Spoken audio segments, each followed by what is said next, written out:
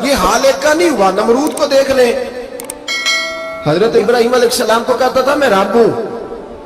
آپ نے فرمایا رب تو وہ ہے جو زندہ کرتا اور مارتا ہے.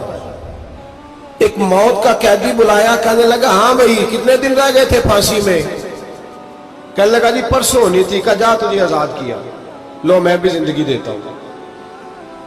ایک بے گناہ آدمی کو پکڑ کے قتل کر دیا, کہتا میں بھی مارتا ہوں.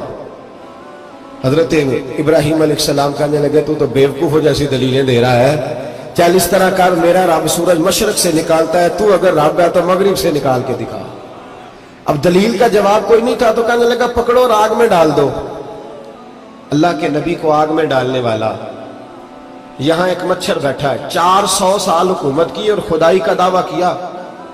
یہاں مچھر بیٹھا تھا, چھینک آئی تو مچھر اندر چلا گیا. پہلے دربار کا ادب یہ تھا کہ جو آئے سجدہ کرے.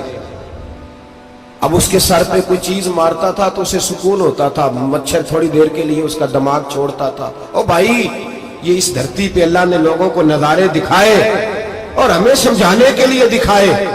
ہمیں تفکر کی, غور کی دعوت دی کہ دیکھ لینا, اپنے عمل کو پرکھنا. تمہارے عمل حضرت موسیٰ کے فرما برداروں جیسے ہیں, جناب ابراہیم کے فرما برداروں جیسے ہیں, یا بن کے بیٹھ گئے ہو؟ اب دربار کا ادب یہ ہے, بے بسی کا یہ حال ہے کہ جوتے لٹکتے ہیں دربار میں, جو آتا ہے جوتا کھینچتا ہے. اور ادب یہ ہے کہ 10 جوتے نمرود کے سر پہ مارو. اور 400 سال جوتے لگتے رہے.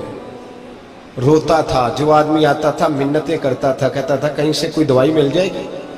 پاگلوں جیسی زندگی گزاری, پاگلوں جیسی سخت. وہ تو حساب, وقوع قیامت تو حساب ہوگا ہی. یہاں لوگ پاگل ہو کے مرتے ہیں, معذاللہ نفسیاتی مریض ہو کے مرتے ہیں.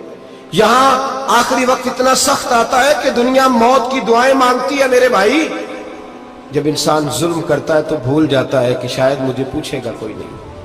جب وہ زیادتی کرتا ہے تو بھول جاتا ہے. جب وہ کسی کا حق کھاتا ہے تو وہ کہتا ہے شاید اس کا تو وارث ہی کوئی نہیں جس کو میں لوٹ رہا ہوں. لیکن جب اللہ کی پکڑ آتی ہے, حجاج بن یوسف ظالم تھا, اس نے اچھے کام بھی کیے تھے. قرآن پاک پر زیر زبر آراب حجاج بن یوسف نے لگوایا. محمد بن قاسم کو ہندوستان سندھ کے علاقے فتح کرنے بھی حجاج بن یوسف نے بھیجا تھا. ساری خوبیاں اپنی جگہ پر, ظالم بہت بڑا تھا.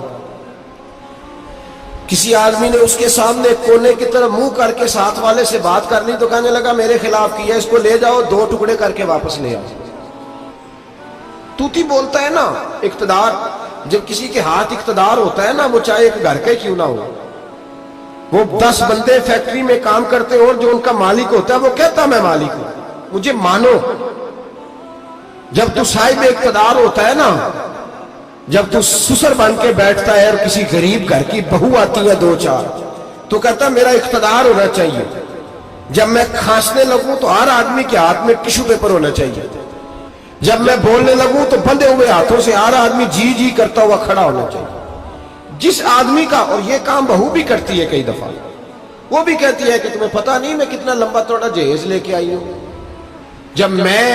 جب میں سونے کے لیے اپنے بیڈ روم میں جاؤں تو خبردار بوڑھے بابے کو اجازت نہیں کہ وہ کھانسے. اماں کو چاہیے کہ اگر اس کو بڑی سخت پیاس بھی لگی ہے تو میرے سوتے باورچی خانے میں برتن نہ کھٹکھٹائے. جو جہاں بھی جس اسٹیج پہ بھی بیٹھتا ہے وہ کہتا ہے کوئی نہیں مجھے پوچھنے والا, میں مطلق العنان ہوں.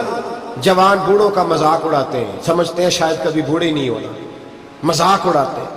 تندرست لوگ بیماروں کا مذاق اڑاتے ہیں, شاید کبھی بیمار نہیں ہونا. حجاج بن یوسف ظالم تھا, ظلم کرتا تھا, زیادتی کرتا تھا.